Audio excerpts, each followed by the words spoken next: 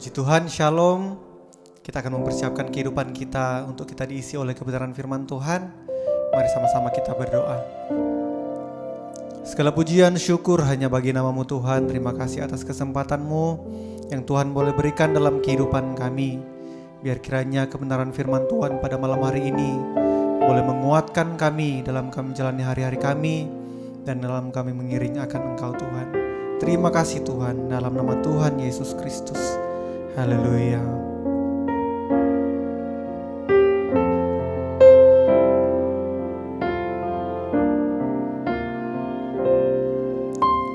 Betapa dahsyat Engkau Tuhan, Pencipta segala yang ada, dulu sekarang sampai selamanya. Hanya Engkau Tuhan, tak terselami pikiran-Mu, tak terukur panjang setia-Mu,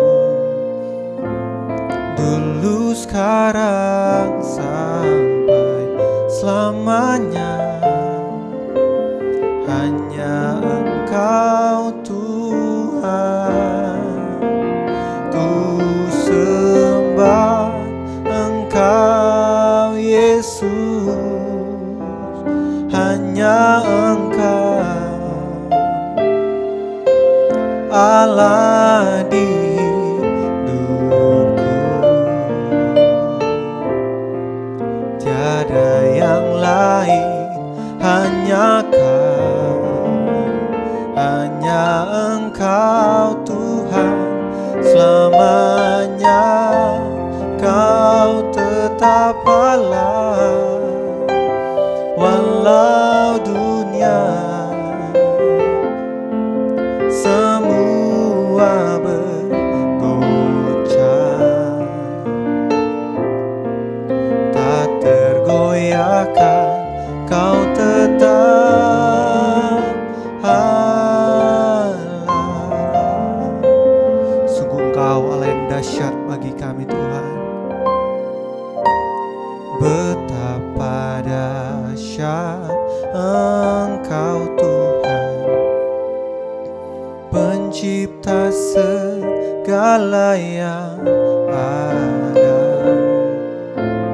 dulu sekarang sampai selamanya. Hanya Engkau Tuhan, tak terselami pikiran-Mu, tak terukur panjang setia-Mu, dulu sekarang sampai selamanya. Hanya Engkau Tuhan, ku sembah Engkau Yesus. Hanya Engkau Allah di hidupku, tiada yang lain, hanya Kau, hanya Engkau Tuhan. Selamanya Kau tetap Allah, walau dunia semua bergoncang, tak tergoyahkan, Kau tetap Allah.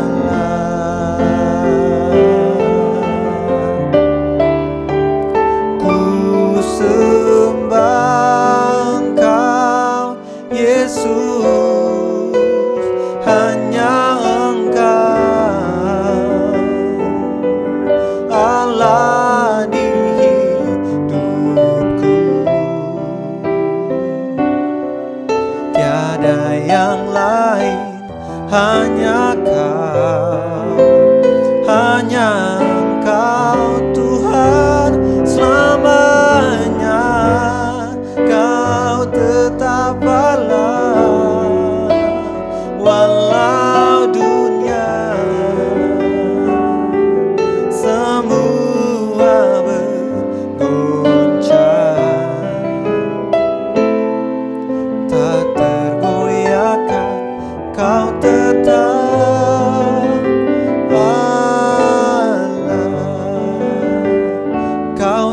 tetap Allah, kau tetap Allah.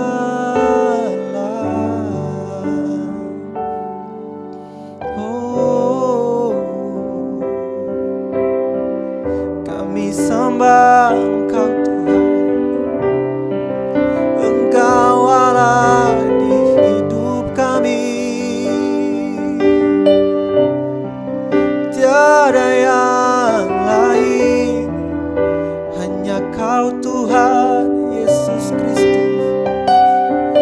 Engkau mulia, Engkau agung, Engkau Allah yang layak terima pujian kami. Syukur bagimu Tuhan, terima kasih Yesus.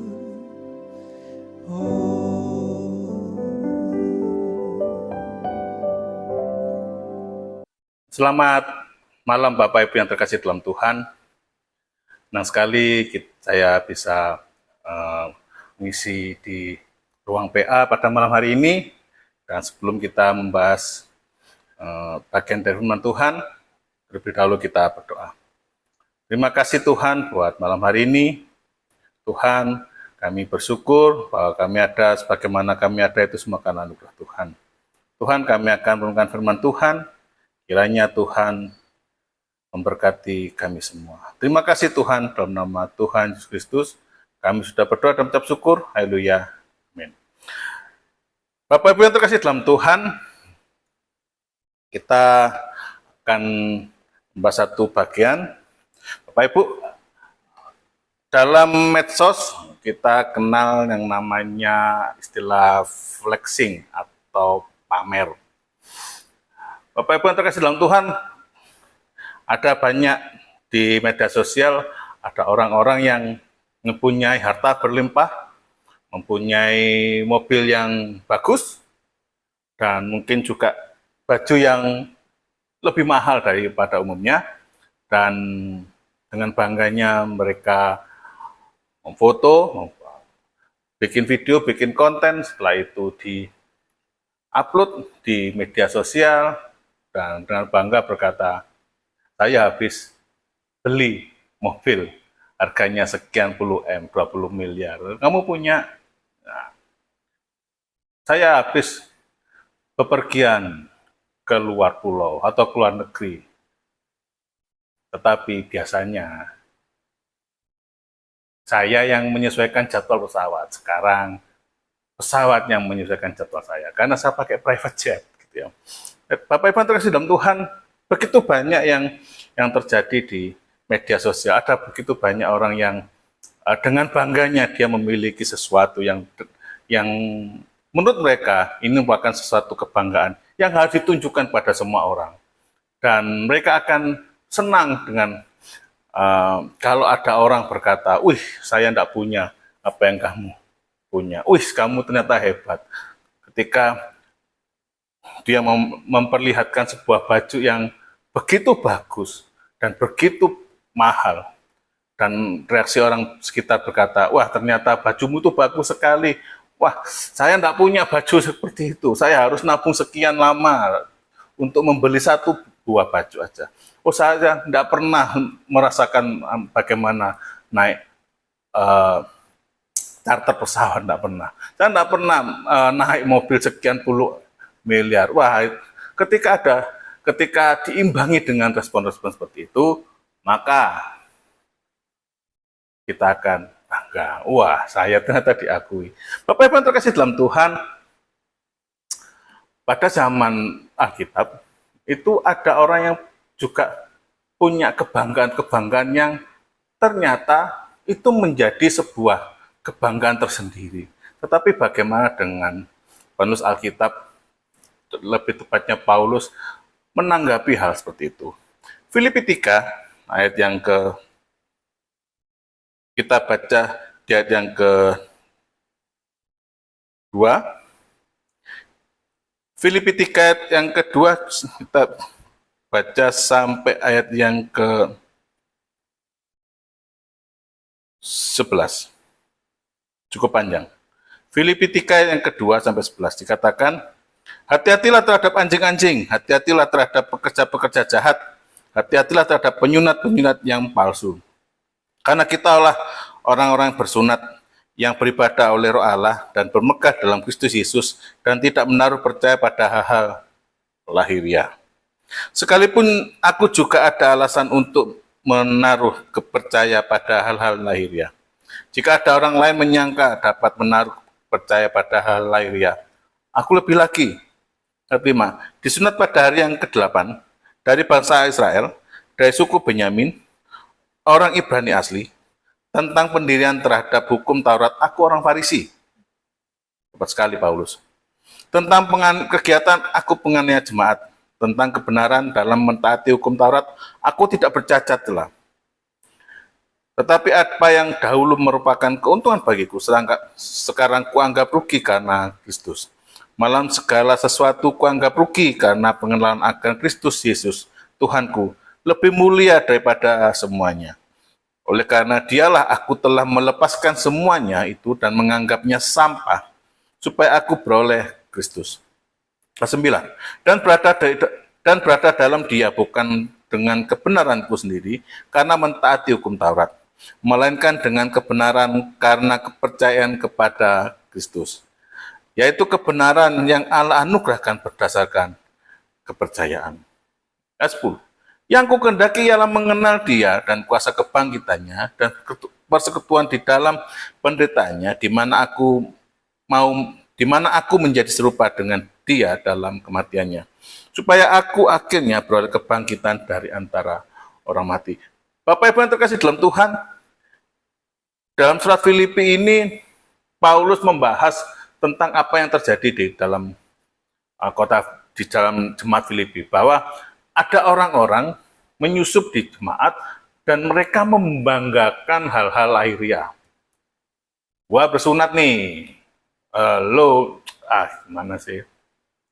Dia sangat bangga sekali dengan apa yang ada, dan itu merupakan satu kebanggaan bagi dia. Ketika Paulus mendengar hal itu, melihat hal itu, dia menuliskan surat. Di ayat yang ke-3 dikatakan, ayat 2 dikatakan, hati-hatilah terhadap anjing-anjing, hati-hatilah terhadap pekerja-pekerja yang jahat, hati-hatilah terhadap penyunat-penyunat yang palsu, karena kitalah orang-orang bersunat. Jadi, kamu hati-hati ya dengan orang ini selalu membanggakan apa yang ada dalam dirinya. Bangga sekali. Kamu harus hati-hati. Kamu harus hati-hati. Dan Paulus itu menempatkan dirinya sebagai figur yang harus jemaat Filipi harus lihat. Apanya harus lihat? Di ayat yang ke-4 dikatakan, sekalipun aku juga ada alasan untuk menaruh percaya pada hal-hal lahiriah. Jadi Paulus berkata, kamu harus hati-hati dengan mereka yang menyusup-nyusup ini, dan gini, aku ini juga punya hal yang menjadi kebanggaan. Sesuatu hal yang aku banggakan. Apa yang dibanggakan oleh Paulus? Hal-hal lahiriah apa yang dibanggakan oleh Rasul Paulus? Di ayat 4 di ayat yang ke-5 dikatakan, disunat pada hari yang ke-8 dari bangsa Israel, dari suku Benyamin, orang Ibrani asli. Di sini kata-kata ini menunjukkan bahwa Rasul Paulus memang benar-benar orang Israel, orang Yahudi. Garis keturunannya jelas. Apa yang dilakukan sejak bayi itu dilakukan. Sunat hari yang ke-8. Bangsa Israel, jangan aku bangsa Israel, aku punya garis keturunan jelas dari suku Benyamin. Terus berkatakan, aku dari suku Benyamin, orang Ibrani asli. Identitasnya Paulus itu tidak pernah diragukan. Ini loh, aku ini Israel sejati. Darah Abraham, anak Abraham secara lahiriah ada di dalam tubuhku. Apalagi tidak hanya Israel secara rohani. Kalau Israel secara rohani ya udahlah bisa dibanggakan. Atau Ya mungkin kamu seperti orang Israel yang kebanyakan. Oh tidak, Paulus tidak berhenti seperti itu. Di ayat dikatakan tentang pendirian terhadap hukum Taurat. Aku orang Farisi. Dia tidak berkata, aku ini kuat dalam hukum Taurat. Enggak. Aku ini tegas dengan hukum Taurat. Enggak. Dikatakan tentang hukum Taurat. Identitasnya Paulus keluar. Aku orang Farisi. Orang Farisi adalah golongan yang mempelajari hukum Taurat dengan secara lengkap dan detail. Setelah itu menjaga supaya hukum Taurat itu memang benar-benar dijalankan. Sedetail apapun harus dijalankan. Bahkan Paulus pernah berkata bahwa aku ini dari aliran yang paling keras. Artinya ketika Paulus berkata, aku orang Farisi, artinya kalau hukum Taurat, aku ini paham. Tidak hanya paham, aku menguasai. Bahkan sampai sedetail-detailnya, aku paham. Jadi Paulus ini tidak hanya orang Israel asli, dia punya pendidikan yang bagus dalam hukum Taurat. Sampai dia berkata, aku orang Farisi.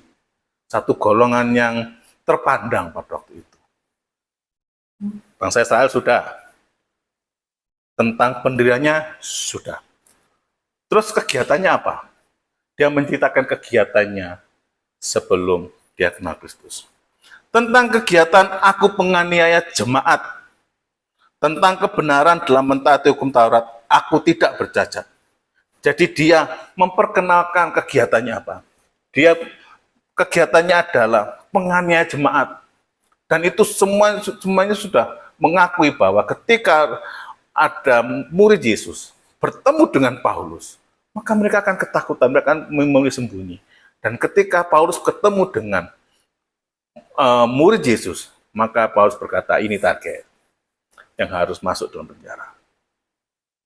Kenapa seperti itu? Karena menurut Paulus, sebelum dia bertobat, menurut Paulus, ajaran Yesus ini harus dimusnahkan, harus dihilangkan, karena mengajar Yesus ini sesat, harus dihilangkan sampai ke akarnya. Pengetahuan hukum Taurat memperlengkapi dia untuk menganiaya jemaat. Dan Paulus juga. Dan semua orang mengakui Paulus. Dia punya latar belakang yang seperti itu. Kalau itu diterapkan, kalau itu kita bawa di cara berpikir pada waktu itu, maka itu satu hal yang membanggakan. Orang Israel asli, dia punya pendidikan yang bagus dalam hukum Taurat, dia punya kedudukan yang bagus, orang Farisi, dia juga, dia katakan, aku tidak bercacat dalam hukum Taurat. Oh, ini merupakan sebuah kebanggaan pada waktu. Kalau kamu menaruh hal lahiriah, kalau kamu mau pamer hal lahiriah, oh aku punya sesuatu juga yang aku pamerkan, yang aku banggakan. Kalau kamu bangga dengan lahiriah, aku juga bangga, kata Paulus. Aku bangga dengan apa yang ada diriku pada waktu itu. Tetapi ayat ini tidak berhenti sampai situ. Ayat 7 dikatakan, tetapi apa yang dahulu merupakan keuntungan bagiku, sesuatu yang membanggakan bagiku, sekarang kuanggap apa? Rugi. Loh, kok bisa? Sekarang kuanggap rugi. Jadi reputasi Paulus sebagai orang Yahudi, dia sebagai orang Israel asli, dia sebagai orang Farisi yang benar-benar menjaga Taurat, dia juga menganiaya jemaat, mengetahui hukum Taurat itu dia terapkan untuk menganiaya jemaat. Bapak Ibu yang terkasih dalam Tuhan, hal yang membanggakan itu, Paulus berkatakan gini, apa yang dulunya keuntungan, sesuatu yang aku banggakan, sekarang kuanggap rugi. Karena apa? karena Kristus. Ditambah lagi ayat 8, dipertegas ayat 8. Malahan segala sesuatu kuanggap rugi karena pengenalan akan Kristus Yesus lebih mulia daripada semuanya. Jadi apa yang dia banggakan, apa yang kamu banggakan itu tidak seberapa dengan apa yang ada padaku. Dan apa yang ada padaku kuanggap rugi, tidak berguna. Sesuatu hal yang tidak ada untungnya bagiku. Bahkan Bapak Ibu yang terkasih dalam Tuhan, dia katakan, ini ayat yang ke-8 dikatakan, ada istilah menganggapnya sampah. Ayat 8, malahan segala sesuatu kuanggap rugi karena pengenalan Kristus Yesus Tuhanku lebih mulia daripada semuanya. Oleh karena dialah aku telah melepaskan semuanya. Semuanya itu apa? Yang tadi, yang kita baca. Dan menganggapnya sampah supaya aku memperoleh Kristus. Di sini ada kata sampah. Sebenarnya bukan sampah, tetapi lebih kepada sesuatu yang menjijikkan. Kita pasti tidak mau. Ketika sesuatu yang menjijikkan, maka kita akan jauh-jauh. Kita akan menjauhkan itu semua. Ini jijik, buang sana. Ini jijik, buang sana, buang sana, buang sana. Jadi apa yang Paulus banggakan, sekarang kebanggaannya beralih. Bukan hal yang lahiriah, tetapi gini. Karena aku kenal Kristus. Karena aku kenal Kristus. Karena kenal Kristus itulah sesuatu yang aku banggakan dulu. Menjadi, ini kok enggak berarti ya. Lebih berarti pengenalan akan Kristus. Bapak Ibu yang terkasih dalam Tuhan, ketika Bapak Ibu melihat tayangan ini, Bapak Ibu, mari kita renungkan. Apa yang menurut Bapak Ibu, yang Bapak Ibu bisa banggakan? Apakah harta? Apakah uang Bapak Ibu yang ada di bank dengan sekian digit yang berjejer-jejer? Apakah itu kebanggaan Bapak Ibu? Apa yang Ibu bangga Bapak Ibu ketika buka saldo tabungan dan kata, wah ini kebanggaan saya ini. Wah ini. Bapak Ibu tahukah? Ketika seseorang sakit, maka uang berderet itu, digit yang berderet itu tidak ada pernah ada gunanya. Masih ingatkah kita ketika kita ditimpa oleh satu musibah COVID-19, ketika semua berhenti, ketika semua aktivitas berhenti, ibadah berhenti, hiburan berhenti, sekolah berhenti, semua harus di rumah. Bapak Ibu yang terkasih dalam Tuhan, banyak dari kita mendengar orang itu rela menghabiskan uang demi satu kata, sembuh. Rela menghabiskan, mengeluarkan sekian banyak uang untuk satu kata, sembuh. Dan kita tahu semua, kadang-kadang tidak sembuh. Bapak Ibu yang terkasih dalam Tuhan, apa yang Bapak Ibu banggakan hari ini? Jabatan? Jabatan di dalam kantor? Apakah jabatan dalam kegejawi, dalam pelayanan? Itu yang membanggakan Bapak Ibu. Apa itu yang membuat kita bangga dan berkata, saya ini punya kedudukan ini tinggi. Bapak Ibu yang terkasih dalam Tuhan, ketika kita bangga dengan kedudukan, ingat bahwa suatu hari masa kita akan habis. Kita akan terbatasi dengan sesuatu. Ketika kita hari ini kita bisa melakukan segala sesuatu dengan baik, dengan lincah. Pertanyaannya adalah, apakah dalam kurun waktu ke depan, sekian tahun ke depan, apakah kita tetap mengerjakan pelayanan itu dengan lincah, dengan giat, dengan satu tenaga yang powerful itu? Saya kira tidak. Mungkin ketika di satu titik usia tertentu, kita akan merasakan, aduh badan saya kok pegel-pegel ya, aduh kok di sini, sana sini linu semua. Ketika kita menaruh kebanggaan terhadap jabatan gerejawi, Bapak Ibu yang terkasih dalam Tuhan, tidak ada yang kekal. Kita tidak akan pernah memegang jabatan itu selamanya. Dan pasti ada orang yang lebih cakap yang bisa menggantikan Bapak Ibu. Oleh karena itu, jangan bangga dengan apa yang jabatan yang kita emban. Jangan bangga. Apa yang harus kita banggakan? Yang harus kita banggakan adalah satu. Kita ternyata kenal dengan Tuhan. Yang harus kita banggakan adalah ternyata aku lebih kenal Tuhan. Ternyata aku kenal Tuhan. Dan setiap hari aku lebih kenal Tuhan. Siapa Yesus itu? Siapa Tuhanku itu? Ketika kita lebih kenal, ketika kita setiap hari mengenal Tuhan, bergumul dengan Tuhan, maka kita akan mendapati bahwa, oh iya, apa yang aku punya selama ini, itu adalah anugerah Tuhan. Ketika aku bisa memperoleh kekayaan sekian, itu hanya anugerah Tuhan. Ketika aku bisa mengembangkan sebuah jabatan gerejawi, itu adalah anugerah Tuhan. Ketika sang pemilik pelayanan itu memindahkan tugas itu pada orang lain, kita hanya berkata, terima kasih Tuhan. Tuhan sudah mengabulkan itu. Dan kita akan lebih ikhlas.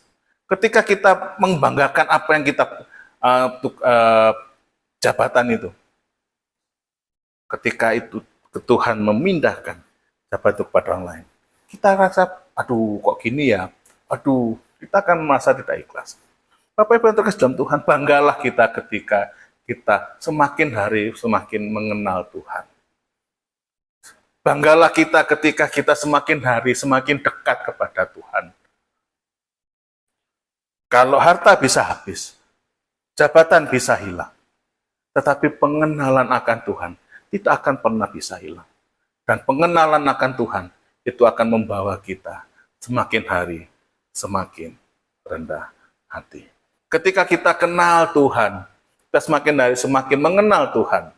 Tidak ada kata sombong, tidak ada kata angkuh, tidak ada kata yang meninggikan diri. Semuanya akan berkata, terima kasih Tuhan. Jadi Bapak Ibu yang terkasih dalam Tuhan, kalau selama ini kita bangga dengan apa yang kita punya, mari kita geser. Banggalah kita ketika kita kenal dengan Tuhan. Semakin dekat dengan Tuhan. Semakin dekat dengan Tuhan. Banggalah kita ketika semakin hari semakin tahu kehendak Tuhan. Ketika Tuhan menghendaki untuk menjangkau jiwa-jiwa, jangkau jiwa-jiwa. Ketika Tuhan menghendaki supaya kita menjadi alat untuk mengubahkan orang, mari kita mengubah orang untuk menjadi umat Tuhan.